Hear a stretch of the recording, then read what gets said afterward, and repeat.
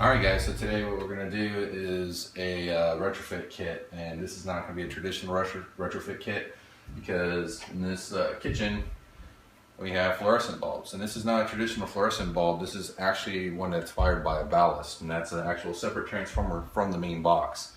And what that means is my life is now going to be a pain in the ass. I was first looking at the lights here up on the top, and I'll show you in a second what I'm talking about. And I was like, man, I'm gonna have to cut a hole, I'm gonna have to pull everything out. The more I dug into it, actually, I found that it's not gonna be that hard. I really don't like these lights. They make a lot of noise, they hum, so on and so forth, and they're just not that efficient. I mean, these things last maybe 2 or 3 years, and then I have to replace them, and they're not cheap. They're like $8 each. I'd rather just be done with it. So what I did was I bought an LED retrofit kit. Costco carries these currently. You know, they may keep them other places, and this is the best one I've found so far. It is 120 watt equivalent, uses more power than usual for an LED of 21 watts. But no big deal there, because with this, it was 13 bucks. It's subsidized by SoCal Edison here in Southern California, but you may find it other places. I mean, I think it's $24 on Amazon.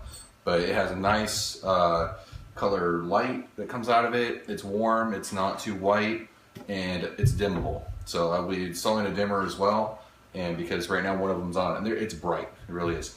But I have no problem with that because I can put a dimmer on there and it'll solve that issue. Since it was only $13, I actually went and took one apart to take a look at the guts on this thing.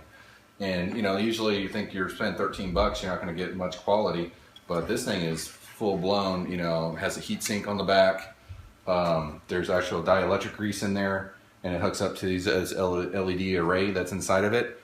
And this thing's pumping 43 volts DC to this. So this is not a traditional 12 volt transformer that's in there. This thing has some serious circuitry that's installed in it. And you can see here, this is actually what it looks like. I took it all apart, and this thing's no joke. This is high quality internals on this thing that you don't usually find on most LEDs. Usually it's kind of cheesy inside. And it's even sealed with this to guard against moisture, and 2 capacitors. I mean, this thing is just no joke. So that's good. So I felt good enough to go ahead and start replacing these. I've replaced one, and now I'm gonna go do this next one, and I'm gonna walk you through it and how to do it. Obviously it might be different depending on the setup you have, but this is a box that was installed originally with the house. So this is not a retrofit that's in there. This is the actual contractor pack that was put in when the house was put together. So we'll be changing that up and going with a retrofit kit. This will set you back about between $10 and $12, or if you buy a 6-pack, they're 56 bucks at Home Depot right now. That can change always.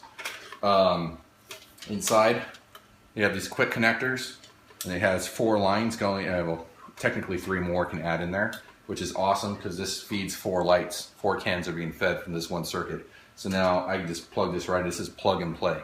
It's going to go very quickly.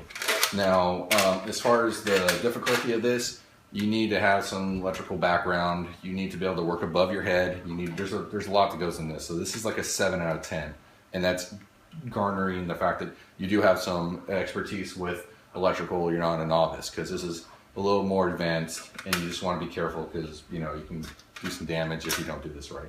But basically this is going to slide up in there. You slide this in there, and then you lock it, and it just holds on the inside of the drywall. But before we can do that, we have to remove the old one, and that also includes breaking the whole can assembly out, and that's going to require some tools. So what we have here, first, you need a good flashlight.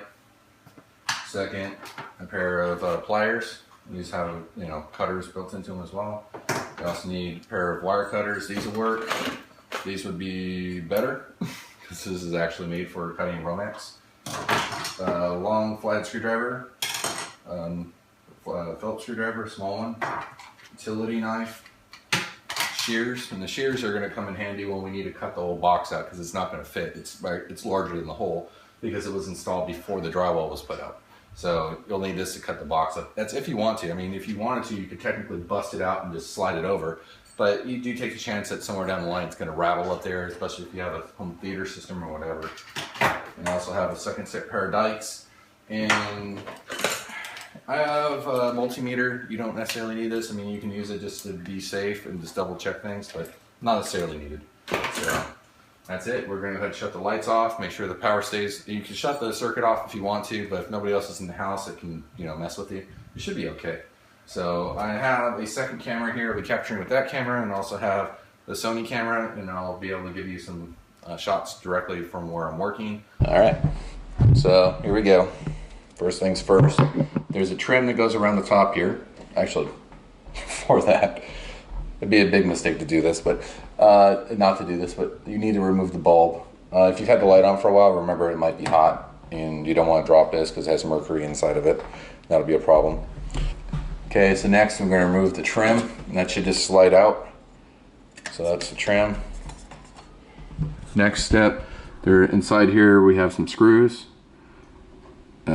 There should be 3 or 4 of them. They're just Phillips, so you can go ahead and just take those screws out, and then we should be able to slide the assembly out of there.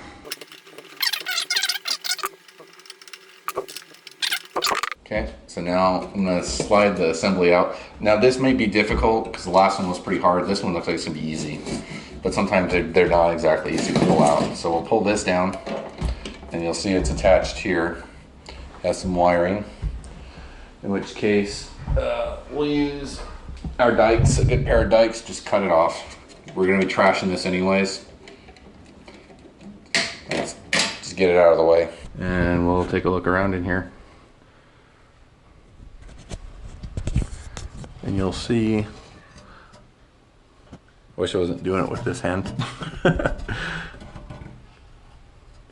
There's a box up there, and then it's attached.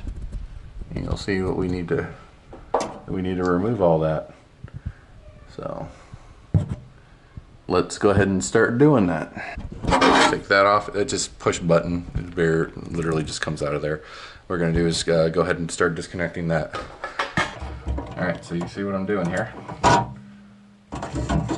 Once that's all untangled, we can disconnect that part of the box.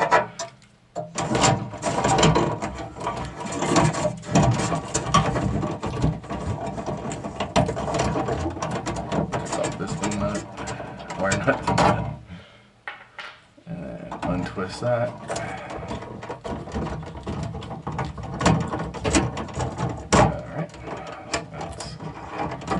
All right, and then it looks like this is round.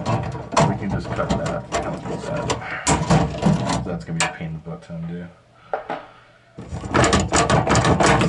There it goes. We want to reuse this piece right here. The box down with one.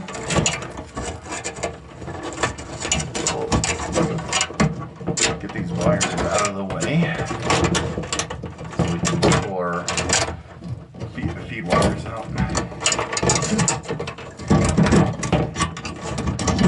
Okay. So now feed wires are out of the way. Our next step is to start busting this box out. And we're gonna have to hit the camera down for that because I can't have that in the way. We just want to make sure this wire is away from where we're working. But see, that's the old box. It's all disconnected. This is going to the transformer and feeding where the light was. We don't need any of that. But just make sure you get all the wires from the power side away because you're gonna bust this box out now. This is where our flathead screwdriver is going to come involved. There's a ring around the top here. It's all metal, and you can kind of just get behind it and just push it up. It should just break away. If you need a hammer, you can also use a hammer right here. Did you hear all that noise? That's it breaking away. It should break away pretty easily. Now, our snips. We're going to cut the housing in half, and that's just these 2 ends. You'll see when it comes out what it looks like. And it's not going to be easy, just so you know. That's why I said 7 out of 10, because if you're going to do this part, it's not going to be easy. Use tin snips, don't use the reciprocating saw or anything like that, because that would probably even be harder. Tin snips will do it. As long as you have the hand strength to do it. So, All right, so let's see what we got. So that's the first part of the housing. That's junk. And the second part of the housing. Let's see if we can walk it out. All right. Jeez. Don't let it fall out and hit you in the face. There's the ballast and the box. And it's like the actual holding assembly still in there. I don't care about that because it's strapped to the 2x4s. I mean, if you wanted to rip those out, you could. I'll try, but I'm not gonna futz with it too much. Find my wires. Here they are. And then this is what I was talking about. It's this thing right here, so it can reuse that. So I don't have to buy a new one or use another one. And that's just gonna pass through right here. That's what it should look like. Sorry, I can't get you any light right now. And then we're just gonna cut them and plug them. Stop swinging. So this goes in here, and then just plug them inside the holes. Push everything back into the box, and that's what it should look like. Everything's pushed back in there, and then we'll put the cover back on. So this is gonna slide into that little holder piece, and on the top here, just clicks in. So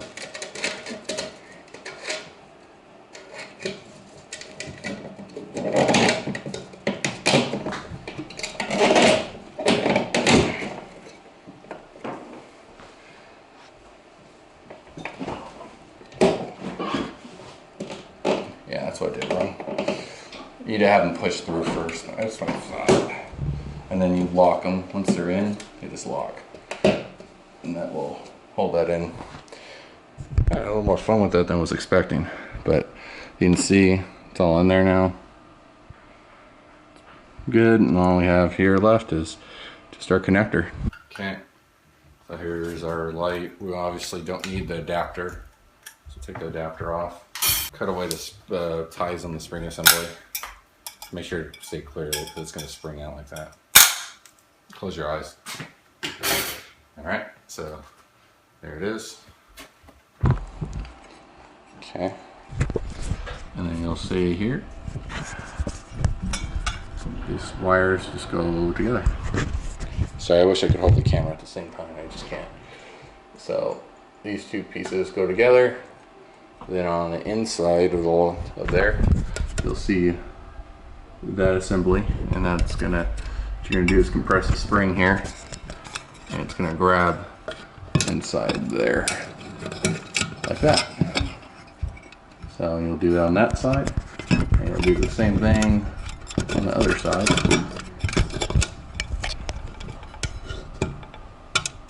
Just compress the springs, and then both sides are done. Slide the assembly up.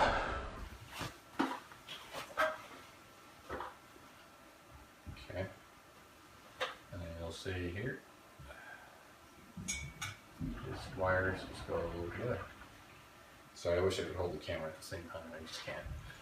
So these two pieces go together. Then on the inside of there, you'll see that assembly, and that's gonna, what you're gonna do is compress the spring here, and it's gonna grab inside there like that. So you'll do that on that side, and you'll do the same thing on the other side.